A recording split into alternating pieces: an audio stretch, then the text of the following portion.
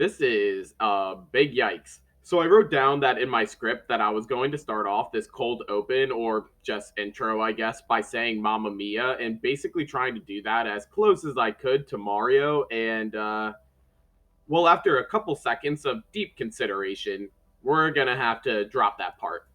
But man, is Super Mario Brothers actually good?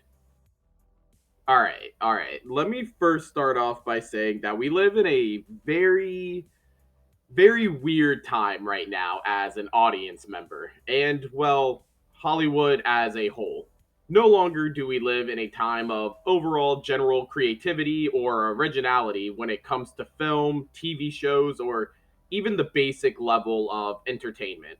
Superhero movies, sequels, prequels, reboots, adaptations, it's all just truly the bare minimum of work and the maximum effort of laziness when it comes to what Hollywood asks us, the paying, hardworking customer, to use our money for. And honestly, most people just have the bare minimum of time when it comes to that. And while I am truly no stranger to the absolute slog filled wasteland of entertainment that has been pooped out of the most quote unquote successful movie studios and the most mainstream streaming platforms, I would easily still have to say that over the past couple years, maybe the last two or three, I guess ever since the COVID, there's been a particular genre that, well, honestly has not only grown in quality and demand from audiences, but has been a genre that was well under scrutiny for most of its quality of life. We're talking about video game adaptations, and in this case, Super Mario Brothers. So before Lucasfilm bought Star Wars and the aftermath that proceeded with well, I used to think that there would be franchises, characters, and ideas that I truly thought that you could never go wrong with. Lord of the Rings, comic book movies, video game adaptations, pretty much anything that had any type of source material based around whatever property that you were trying to adapt.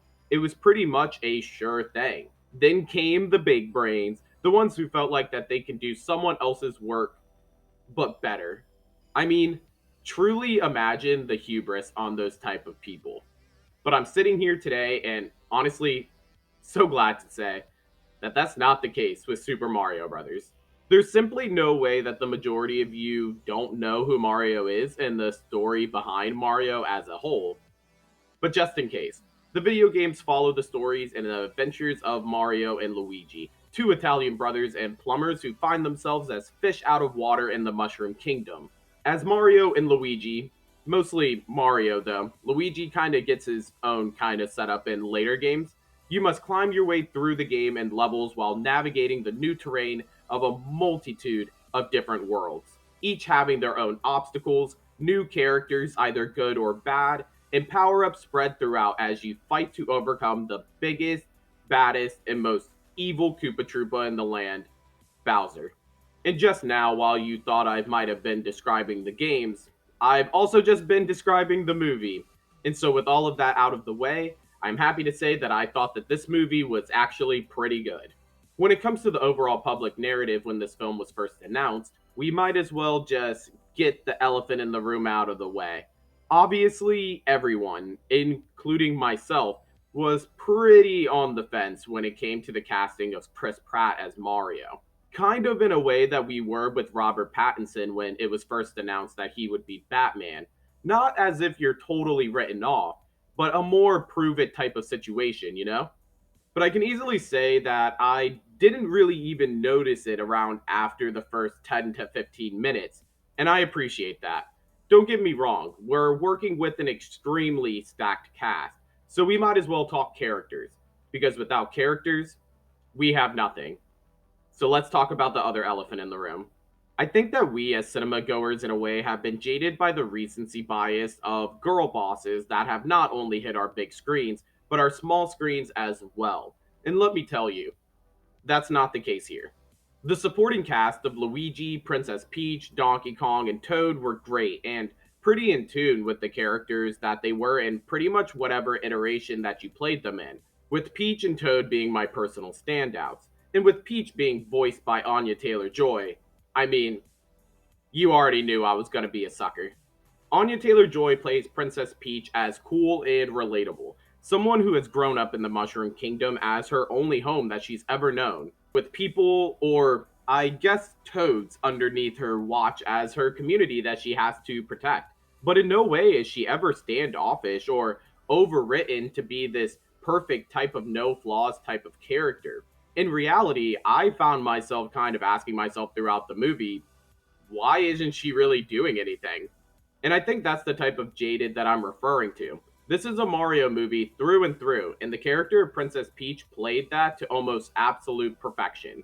And when it came to the character of Toad, without being a character with a lot of development to pull from when it came to the source material, the route of going with the morally good character that provides comedic relief and acts as more of a guide to Mario, who, like I said, is a fish out of water, it led to a great dynamic and also now makes the character of Toad someone who I can actually see and imagine going forward in the future when the inevitable sequels come out.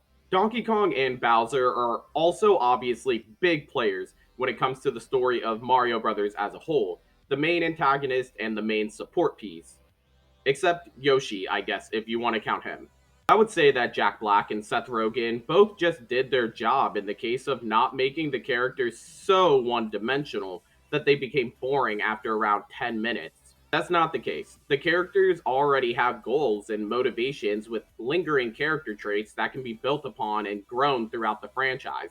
And with Donkey Kong being such a fan favorite and Seth Rogen being Seth Rogen, whether you like his work or not, we didn't just phone it in to just be the CGI characters that I know and can be nostalgic about, and then that's all I have for their characters. But now, let's really get into it. The main reason why you can appreciate a movie like Super Mario Bros. Is simply the world and attention to detail. As I mentioned before, whatever iteration that you might know these characters from, the character traits, the way that the characters might move or act, it's pulled from everything. From Mario Kart, like the way that their karts are designed, how they move, how they drift, to the old Mario on the 64, GameCube, the Game Boy, to new Mario like Super Mario Odyssey, and even the franchise of Super Smash Bros. Oh man, Matt is just pushing buttons, and I am living for it.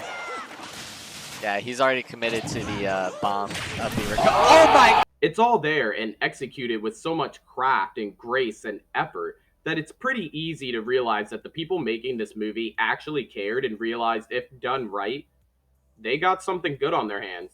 The animation quality was extremely impressive. And while I'm someone who doesn't really watch of a lot of Illumination films or kid animated films as a whole, the cinematography was fantastic. From certain scenes that were shot to have that 2D look of the old games completing levels and challenges, to the Mario Kart scene when our characters were on Rainbow Road, the attention to detail made it so you were just so immersed in the world, a feeling that honestly never gets old. So when it comes to 2023 Super Mario Brothers, I would easily recommend this movie 100%. Video game adaptations might be on top right now in our relentless age of sequels, reboots, requels, and adaptations, but with great given source material and a team of people that don't have their heads up their own ass, a great dynamic and trust is starting to form again between the audience and Hollywood. And I can only hope that we keep using this momentum for great storytelling with beloved characters. As always, I want to thank you guys for watching the video, and if you enjoyed, make sure to leave a like and subscribe to the channel for more videos like this. Future, or just go check out some of my old videos. I might have already reviewed your favorite movie. Or if you just like slander.